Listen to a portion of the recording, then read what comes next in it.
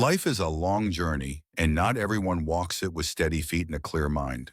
There will be times when you feel like the whole world is turning its back on you. Mornings when you wake up, look around, and feel no motivation to move forward. You feel empty, stuck, lost. And then you ask yourself, am I strong enough to get through this? The answer is yes, but not because of luck, because of awareness, because of choice, because of the small decisions you make every single day. Earl Nightingale once said, "We become what we think about most of the time." And this is truer than ever in today's chaotic world. If you spend your days thinking you're weak, you'll act like you are. If you keep telling yourself you're not worthy, you'll shrink, step back, and disappear into the crowd. But if you start thinking differently, if you start planting the right beliefs in your mind, you'll begin to rebuild yourself from the inside out. This isn't a journey for those looking for quick tips or shortcuts to success. This is a journey for those who are serious, for those who are ready to look within to change the most important thing: your mindset, your attitude, and your actions. You don't need to be a genius. You don't need to have it all figured out. You just need to be willing. You just need to choose to live intentionally. Each part of this content series will be like a single brick. You don't need to carry them all at once. Just lay one brick a day, and if you stay consistent one day, you'll look back and realize you've built a strong life with your own hands. You'll no longer be swept away by fleeting emotions. You won't have to wait for someone else to motivate you. You'll become the source of strength for yourself and for others around you. And it all begins now. There's something everyone should hear at least once in their life. Hardship is not unusual. Hardship is a completely normal and even necessary part of life. We live in a world where many people mistakenly believe that when challenges arise, when things don't go according to plan, when life feels heavy and complex, that something must be wrong. But that's not true. The truth is, hardship is the path. It's not a detour. It's not a dead end. It's the very center of every great journey. Someone once asked, "Why is life so hard? Why can't it be a little easier?" And I smiled. Because if life were truly easy, if everything flowed smoothly, humans would never grow. Without challenge, there is no strength. Without winter, there is no spring. Without pressure, there are no diamonds. No one ever achieved anything great without walking a difficult road. When you plant a seed in the ground, the first thing it encounters isn't light, it's darkness. The seed is buried in silence, in loneliness, under the weight of soil. But in those seemingly harsh conditions, life begins. Roots grow deeper, a sprout pushes upward, and one day it breaks through the surface to greet the sun. Life is the same. The gloomy days, the headwinds, the moments when it all feels too much, they're shaping you, training you. If you hold on and don't quit, life will reward you in ways only those who endure the storm will ever know. Earl Nightingale said, "Success is the progressive realization of a worthy goal." It's not the destination. It's not about ease. It's the process, the journey, sometimes beautiful, sometimes messy, sometimes full of tears, but it is always worthwhile. Hardship reveals your true character. When things go well, anyone can be positive. Anyone can look strong. But real character emerges in darkness. When your bank account is empty, when your health is failing, when your dreams seem broken, the question isn't, "Why is this happening?" but "How will I respond?" Life doesn't promise ease, but it does promise if you stay consistent, you will be rewarded. Maybe not when you want, but always when you need it. Imagine you're a ship in the middle of the ocean. You can't control the wind, but you can learn how to adjust your sails. And that's the key. Don't wait for life to get easier, get stronger. Hardship doesn't come to defeat you. It comes to elevate you. Think of it as a mental and spiritual gym. Every challenge is a training session. Every time you push through, you grow stronger and sharper. People who avoid difficulty are simply those who've never trained. Those who avoid pain are the ones who deny their potential. You're stronger than you think. Every time you thought you couldn't go on but you did, that was proof of your inner power. And here's the beautiful part, hardship will pass. But the person you become because of it, that will stay with you forever. You're not being punished, you're being prepared. You're not being rejected, you're being redirected to something better. Be grateful even for the dark days, because in darkness you learn to see deeper. In adversity you learn patience. In solitude you learn to hear your inner voice. One day when you walk out of the storm, you won't be the same person who walked in. You'll be someone you're proud of, resilient, wiser, and grounded. Start today with a new mindset. When hardship comes, don't ask why me. Ask what is this shaping in me? Don't wish for a lighter load. Wish for stronger shoulders. Don't wish the world were simpler. Build a clearer, stronger mind. You weren't made for comfort. You were made for meaning. And meaning is not born in ease, but through transformation, growth, and wisdom earned in struggle. There's a simple truth that few people pay attention to. Your mind is a garden, and every day you are planting something in it, whether you realize it or not. You don't need to be a scientist, a monk, or a philosopher to understand this. Just imagine your mind as fertile soil. Whatever you plant in it will grow. Plant hope, and you'll harvest resilience. Plant doubt, and you'll harvest anxiety. Plant big ideas, and you'll harvest success. Plant negativity, and you'll harvest chaos. Your outer world is a direct reflection of the quality of the garden within. The problem is this: most people don't manage their mental garden, they abandon it. And just like any piece of land left unattended, weeds grow automatically. You don't need to water worry, it finds its way. You don't need to invite negativity, it's in the air. You don't have to call for criticism, it arrives through social habits. We live in an age where information is like a torrential downpour raining down on every mind, regardless of whether it's ready. You turn on the news, bad stories. Scroll social media, drama and negativity. Sit with someone, they start talking about who failed, who betrayed, who lost hope. Slowly these seeds drop into your mind unfiltered, unchecked. They take root, they take up space, they drain your energy, and over time they choke your dreams, your willpower, and your courage. Earl Nightingale said, "We become what we think about most of the time. But if what you think about is fear, judgment, envy, and helplessness, you're becoming a victim of your own mind." Your mind is not a trash can where anyone can dump whatever they want. It's a garden worthy of care, protection, and discipline. So the real question is, who's standing guard at the gate of your mind? Who decides what gets in and what must be kept out? You may think I don't really pay attention to what I watch or hear. I just scroll for fun. But remember, every piece of information is a seed, and the seeds you see repeatedly will eventually take root. You may watch negative news every night thinking it's harmless, but you wake up the next morning feeling low. You might chat with complainers thinking it's just venting, but slowly your lens on life turns cynical. This doesn't mean you have to disconnect from the world, but you must live selectively, live mindfully, be aware of what's shaping the garden inside you. Look at successful people, energetic people, inspiring people. What do they have in common? They're intentional about what they feed their minds. They read uplifting books. They listen to expanding podcasts. They talk with people who have vision. They steer clear of chaotic energy. And most importantly, they speak to themselves in empowering ways. You should do the same. If someone came into your home with muddy boots and walked all over your carpet, you wouldn't allow it. But every day you allow toxic thoughts to stomp through your mind without resistance. Change that.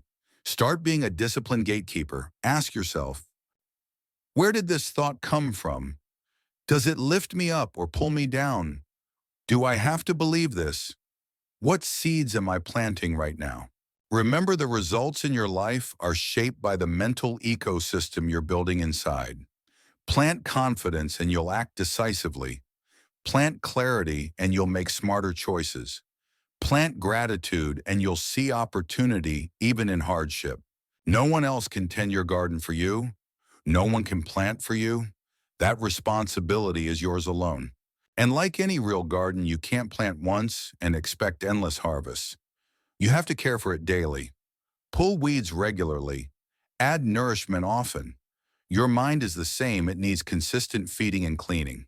Start with a few small habits. Spend 10 minutes each morning reading something uplifting. Cut back on negative media exposure. Limit time with chronic complainers. Write down 3 things you're grateful for every day. Listen to an inspiring audio clip instead of endless scrolling. These small steps won't just cleanse your mental garden, they'll help your whole life bloom. And finally, remember this. The future you want: peace, clarity, success. It all starts with what you plant in your mind today. Don't wait. Get up, grab the tools, pull the weeds. Plant the good seeds.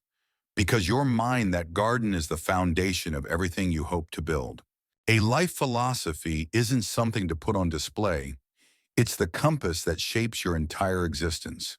Every decision you make, every action you take, every way you respond to challenge, success, or failure, it all stems from one place: the life philosophy you're living by, whether you realize it or not.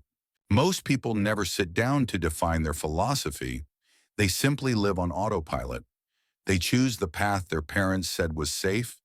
They follow what their friends or society considers normal. They believe what they hear in the media without ever questioning it. And then when a crisis hits, they collapse. Not because the storm is too strong, but because their foundation is too weak. A person without a clear philosophy is like a house without a foundation. Even a light wind can bring it down. Earl Nightingale once said, "We move in the direction of our dominant thoughts.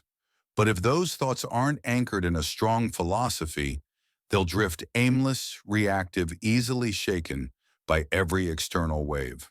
So what is a life philosophy? It's not a slogan, not a kitschy quote taped to your wall. It's a system of deeply held personal beliefs, your internal compass for how you decode the world. It's the invisible filter through which you make everyday choices. You might not be able to name it, but it's running your life every minute. For example, when failure strikes, a weak philosophy says, "I'm not good enough. I'm just unlucky. I should quit." But a strong philosophy says, "This is feedback. I learned something. I'll do better next time." A solid life philosophy won't prevent you from falling. It will stop you from staying down. The problem is most people operate with a default philosophy, one they inherited from parents' culture or casual influences, without ever asking, is this belief true? Is it helping me grow? Pause right now and ask yourself, what do I believe about success? What do I believe about failure? What do I believe about myself? What do I believe about the purpose of life? If your answers make you feel small, afraid, or stuck, then your life philosophy needs rewriting. Imagine you're building a house. You don't just throw up walls and slap on a roof and call it stable. You need deep, solid foundations that can handle storms. Your life is the same. Without a resilient philosophy, you'll be swept away by trends, emotions, and fake definitions of success. So how do you build a real, meaningful philosophy? First, be intentional. Don't live by whatever happens, happens. Decide, who do you want to become? What kind of life do you want? What are your non-negotiables? Second, learn from those who think deeper than you. Read, listen to great thinkers. Surround yourself with people who live with depth. Absorb how they view life. Then take what resonates and discard the rest. A life philosophy isn't copied, it's crafted. Third, test and refine. Don't expect to write the perfect life philosophy in one morning. Start with a few core principles and live them. Life will show you what needs to be added, what should be dropped. Think of your philosophy as software. Every version should be better than the last. Fourth, write it down. Don't let it just float in your head. Get clear. What do I believe? Why do I believe it? Where is it leading me? Make that paper your North Star, something to return to when you're lost. A powerful life philosophy might include ideas like, I take 100% responsibility for my life. Failure is feedback, not final. Discipline creates freedom. Comfort creates dependence. Every day is a chance to be better than yesterday. I don't need perfection, I need progress. When you live by this kind of philosophy, you don't get derailed by judgment. You don't crumble from mistakes. You're not shaken by temporary confusion. You've got an operating system inside that keeps you steady no matter what happens outside. And the best part, Duddy's strong philosophy creates strong outcomes. It not only helps you stand taller, it attracts the right opportunities, the right people, and a deeper, more fulfilling life than anything surface level can offer. Let me leave you with something Earl Nightingale emphasized. We don't get what we want, we get what we are. And what you are is the product of the philosophy you choose to live by. So choose it consciously, build it intentionally, shape it daily, because everything you're striving for, success, peace, wisdom, freedom, it all rises or falls on the foundation you carry within. There's a voice that follows you from the moment you wake up to the moment you fall asleep. And the truth is, it's not someone else's voice, it's your own. It's called self-talk, the internal dialogue you have with yourself. You can't run from it. You can't cover your ears to block it out, because it doesn't come from outside, it comes from within. And here's a truth very few people realize. Your life moves in the direction of what you continuously whisper to yourself.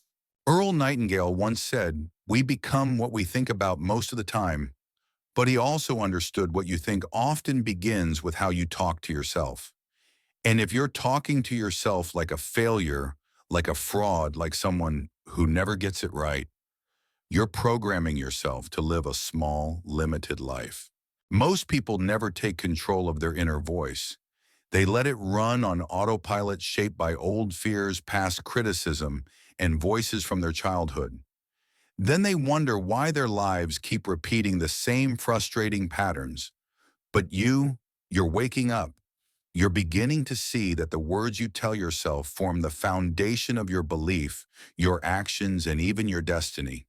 Pause for a moment and ask, what did I say to myself this morning? Did I call myself lazy, or did I recognize that I'm trying my best? Did I say I can't do this, or I'm learning how to do this? If your self-talk sounds like, I'm not good enough, I always mess things up, I'll never change, then understand this, those statements aren't facts, they're just old stories, and you have the power to rewrite them. Self-talk is not truth, it's a choice, and you can choose again. Just like a great coach wouldn't scream insults at their athlete, you shouldn't beat yourself up either. A child learning to walk, run, or write makes hundreds of mistakes and still gets encouraged. Why should you deserve less compassion than that child? Mastering your inner voice doesn't mean lying to yourself. It means choosing to speak what is helpful and true. Not all succeed instantly, but I can learn, improve, and persist until I do. Not I never mess up, but every mistake is a step forward. Your mind is powerful but also impressionable. It will believe anything you repeat enough. If you say I'm not worthy every day, eventually you'll act like someone who isn't.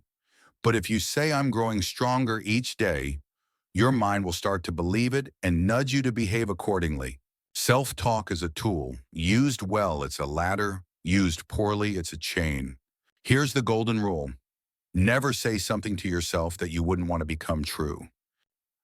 Don't say I'm so dumb unless you want to live under that label. Don't say I'll never figure this out unless you plan to give up before you begin. Instead, speak like a wise teacher, a loyal friend, a compassionate guide.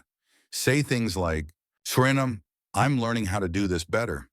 I haven't succeeded yet, but I will find a way. I'm not perfect, but I'm improving every day.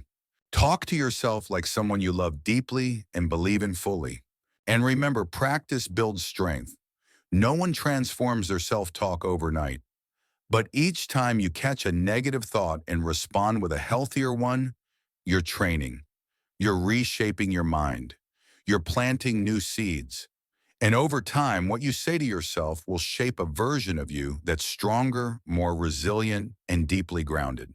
Earl Nightingale once said, "We live according to the image we hold of ourselves in our mind." So start by speaking words that create an image you'd be proud to live into. And if this message resonates with you, Share it with someone who needs it. Drop a comment below. What's one negative thing you've told yourself in the past, and what new words will you choose starting today?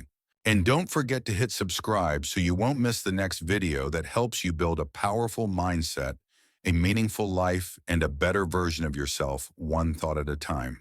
Because change begins from within, and the first thing to change is the way you talk to you, there's a truth that every wise person understands and every successful person applies. You can't control everything, but you can always control something. And that something, if you do it well, can change everything. We live in a noisy world. Weather, politics, the economy, gas prices, breaking news, social media, it's all a whirlwind. You can't simply shut off. And it's easy to fall into a mental trap called, I'm powerless against all of this. Earl Nightingale said we become the person we believe ourselves to be. And if you constantly believe you're a victim of circumstance, that the world is against you, that everything is out of reach, your mind will begin to program a life of passivity, anxiety, and directionless living. But you have a choice. You can reject the victim mindset. You can choose to become the owner of your life. That's why it's critical to learn how to focus on what you can control and release the rest. Imagine life as a giant control panel. Hundreds of button switches, flashing lights. But only a handful of those controls actually belong to you. The rest are fake things you can see, feel, or be affected by, but not directly change. The problem is most people spend nearly all their time fiddling with the controls that don't belong to them. They worry about the global economy. They get angry at the weather. They obsess over what others think. They refresh social media every 5 minutes, hoping for approval or fearing rejection. And then they wonder why they feel exhausted. The answer's simple. They're burning precious energy on things outside their zone of power. In contrast, people who own their life make a different choice. They don't waste energy trying to control the uncontrollable. They focus entirely on what is theirs to manage. Their attitude, their responses, their thoughts, their choices, their actions. And that's what makes all the difference. When you focus on what you can control, you grow stronger. When you focus on what you can't control, you grow weaker. Instead of complaining about traffic, adjust your travel schedule. Instead of stressing over prices, manage your money more wisely. Instead of resenting others, learn how to set boundaries. Instead of worrying about the future, take smart action today. This isn't about denial, it's about wisdom. You still see the big problems, but you don't let them drag you down. You act where your power is. You plant seeds in soil you own. Here's a simple yet powerful exercise. Take a piece of paper, draw a line down the middle. Label the left I can't control, label the right I can control. On the left, write things like other people's opinions, government policies, the past, someone else's mood, whether it rains today. On the right, write how I respond, how I work, how I speak, the mindset I choose each morning, the values I commit to. Then apply the golden rule. Put 100% of your energy into the right-hand column and gently release the left. There's a saying, the sea can't sink a ship unless water gets inside. Life works the same way. Chaos and hardship can't drown you unless you let them into your mind. And the way you guard your mind is by keeping it focused on what you can control. You can't stop the storm, but you can learn to steer. You can't perfect the world, but you can choose to live with integrity in it. You can't predict tomorrow, but you can act with wisdom today. True freedom doesn't come from controlling everything. It comes from mastering yourself. Earl Nightingale said happiness doesn't come from external conditions, but from how we respond to them. And that response is always in your hands. So stop wasting your energy on things you can't change. Pour everything, your spirit, your focus, your discipline, into what you can. And watch how your life begins to shift. Because when you master the little things, you'll gain the strength for the big things. And when you master what's inside, the world outside can no longer master you. Look around at your life right now. Chances are it doesn't just reflect your personal effort, it also mirrors the people you spend the most time with. There's a simple but powerful law. You become the average of the 5 people you spend the most time with. Earl Nightingale once said, "Every person is the result of the influences they allow into their life." The sad truth. Most people don't make those choices consciously. They connect out of habit, convenience, or history. They let others into their lives like it's a convenience store. No security, no screening. But if you're serious about growth, if you truly want to build a life that matters, you must start by carefully choosing who gets to be close to you. Every person carries a kind of mental energy, and whether you believe it or not, that energy transfers into you through their words, tone, beliefs, and how they handle life. A chronic complainer will make you see the world as unfair. A constant critic will make you doubt yourself. A fearful person will infect you with hesitation. A lazy person will slow your progress. But the opposite is also true. Someone with big vision will expand your imagination. Someone with discipline will inspire your drive. Someone who loves deeply will show you how to be your best self. No one can stay positive for long if they're surrounded by negative minds. No one can soar if they're tied down by those afraid to leave the ground. Imagine this: your life is a boat. Every person on board is bringing something with them, either an oar or a leak. They will either help you move forward or silently drag you down. That's why you must learn the art of evaluating relationships like a wise captain. Who inspires you? Who makes you feel smaller after every conversation? Who pushes you to be better? Who feeds your self-doubt? Your answers are your compass, guiding who to keep close and who to keep at a distance. Just like you choose what food goes into your body, you must carefully choose your soul food, and that includes the people in your life. This doesn't mean you look down on others. It doesn't mean you think you're better. It means you respect your future too much to let it be poisoned by careless influence. There are 3 options for every relationship. Disassociate: some people you must let go. Not because you don't care, but because they can't grow with you. Let go with grace, not with blame, but with clarity. Limit: some you can't cut off entirely, but you can limit. Choose when, where, and how you engage. Protect your space. Expand. Seek out those who are wiser, stronger, more disciplined than you. Being around them may feel uncomfortable at first, but it will stretch you into someone you've never imagined you could be. The right relationships don't just make you feel safe, they make you level up. They don't feed you comfort, they reflect back your highest potential. And here's something most people miss.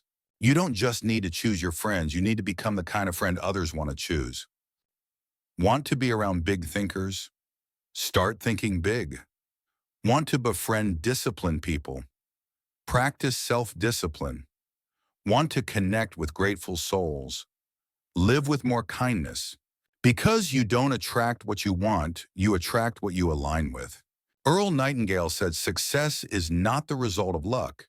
It's the result of wise decisions repeated over time.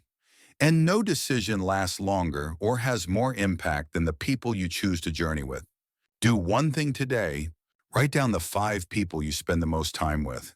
Be honest, are they lifting you higher or holding you back? Do the hard thing because it's worth it. You are building a structure called your life. And no one builds a strong, beautiful house out of weak, crumbling bricks. Choose your materials wisely and choose your people like you're choosing your foundation. When you look back at your life, don't just count the years that passed. Ask yourself, what have I truly built? Who have I truly become? Through this journey, you and I didn't just go through inspirational quotes. We traveled through a set of life principles, foundations, to help you stand stronger, live deeper, and most importantly, live on purpose. From small habits to big philosophies, from how you face hardship to how you talk to yourself every day, every piece we explored is shaping the most powerful version of you. Let's take a moment to reflect. Hardship isn't an obstacle, it's your trainer. Your mind is a garden. What you plant is what you harvest. A life philosophy is your foundation without it. Success is unstable. The way you speak to yourself is a prophecy of your future. Strength doesn't come from changing the world. It comes from mastering yourself. You can't fly high if you're surrounded by people pulling you down. Daily discipline, no matter how small, is the bridge to lasting success. And above all, you are not the product of your circumstances. You are the result of your choices. Earl Nightingale once said, "If you don't design your own life plan, chances are you'll fall into someone else's. And guess what they have planned for you? Not much. So stand up, start designing, start building, start rewriting your story. You can begin today. You can begin right here where you are. You don't need all the answers. You just need one decision: I will no longer drift through life. You don't have to be a genius. You don't have to be perfect. You just have to be willing. Willing to act. Willing to take ownership. Willing to take one steady step after another toward a better version of you. Each day is a brick. Each choice is a brushstroke. And everything we've covered in this journey, these are your tools for building a life you'll be proud of. Now I want to hear from you. Leave a comment below. What part of this journey woke something up in you? What will you start changing today? And if this journey has added value to your life, don't forget to hit subscribe to continue walking with me as we explore more principles that will help you live with strength, live with depth, and live with distinction. Because life doesn't reward those who just know, it rewards those who act. And I believe you will be one of them. I'll see you in the next video where we keep building ourselves and rewriting our story.